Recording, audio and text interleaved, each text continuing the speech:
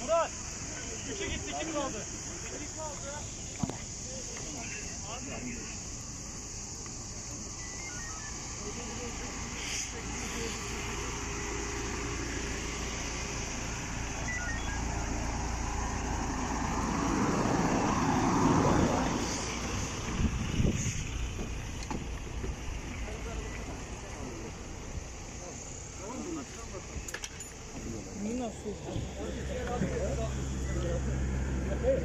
Ha?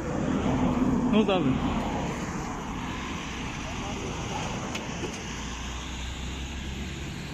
Bu abiyi nereye oturtacaksınız? Bunu alabilir miyiz?